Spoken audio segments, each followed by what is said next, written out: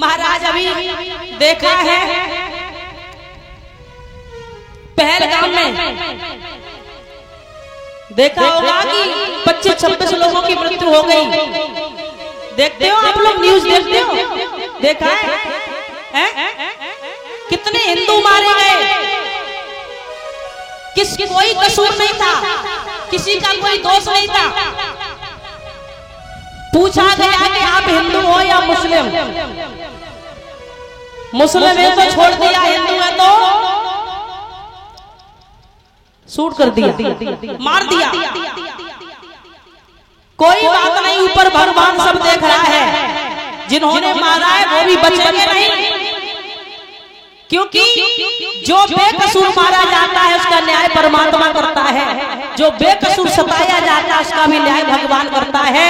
बहुत बड़ा हादसा हुआ है, बहुत ऐसी घटना है कि कहने में नहीं आता है।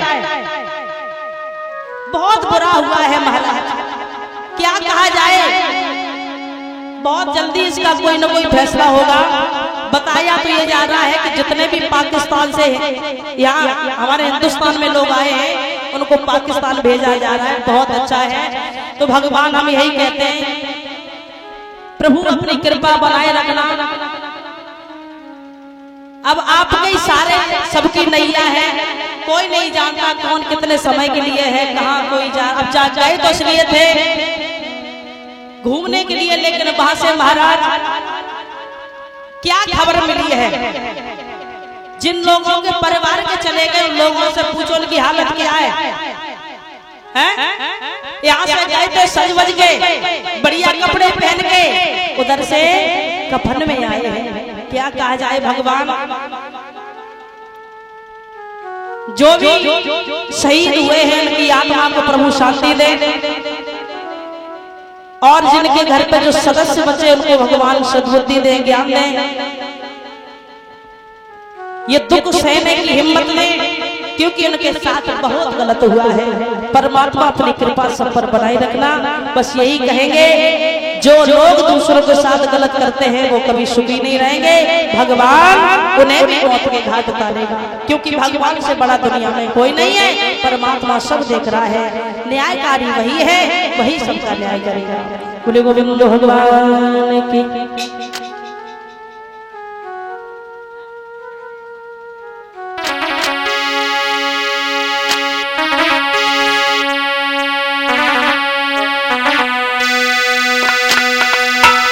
इसीलिए महाराज कहा जाता है,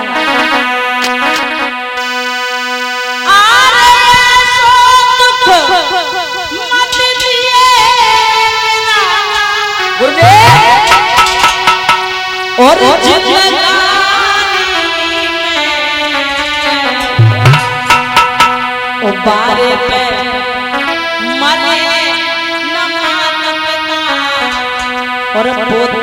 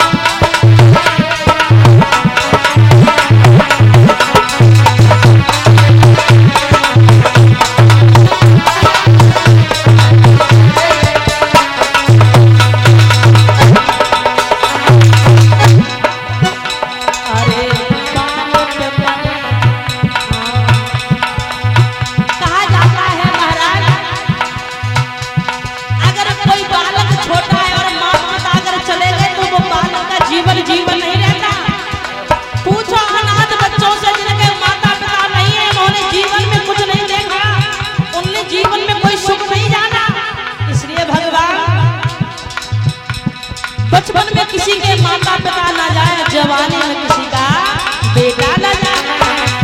और पाँव पे मरे न माता पिता,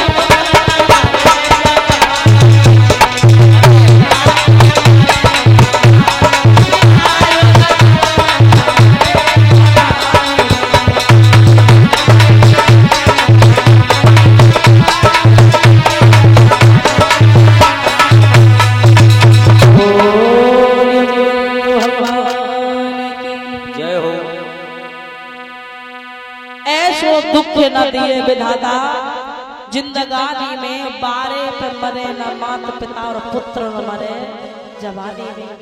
किसी के माता पिता भाई अपने छोटे छोटे बच्चों को छोड़ के ना जाए, बचपन में माता पिता ना जाए, जवानी में पुत्र न जाए, जिसके ऊपर ये दुख पड़ता है वही जानते हैं।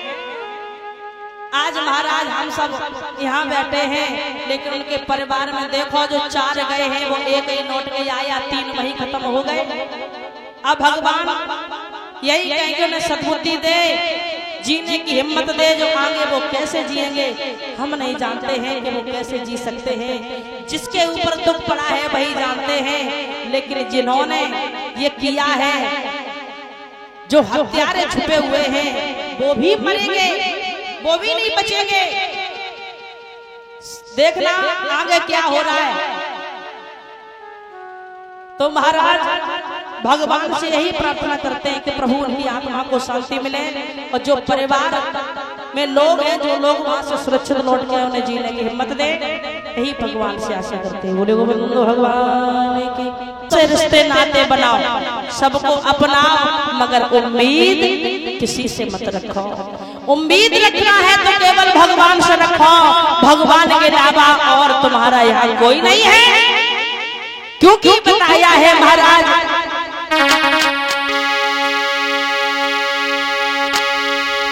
कि जो लोग दूसरों के साथ में गलत करते हैं, पहली बात तो यह कि वो कभी सुखी नहीं रहते। और भगवान कहते हैं अगर तुम्हारे लिए कोई बुरा सोचता है तो उसको जवाब मत दो। तुम्हारे लिए कोई गलत करना चाह रहा है तो उसे हाल पर छोड़ दो। क्योंकि कहा जाता है कि हमारी और आपकी लाठी में आवाज होती है, लेकिन भगवान की लाठी में आवाज नहीं होती। जो लोग दूसरों के साथ गलत करते हैं उन्हें जवाब मत दो, उन्हें भगवान के हाल पर छोड़ दो, उन्हें अपने हाल पर छोड़ दो।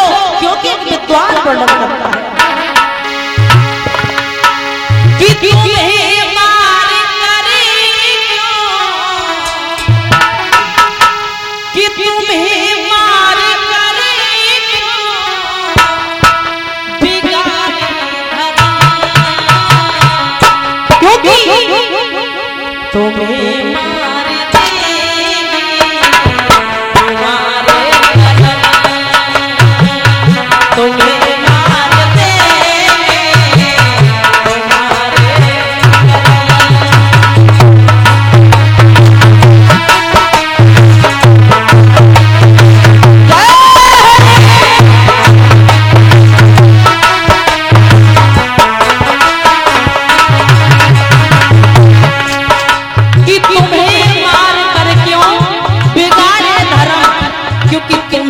तुम्हें तुम्हारे कर्म।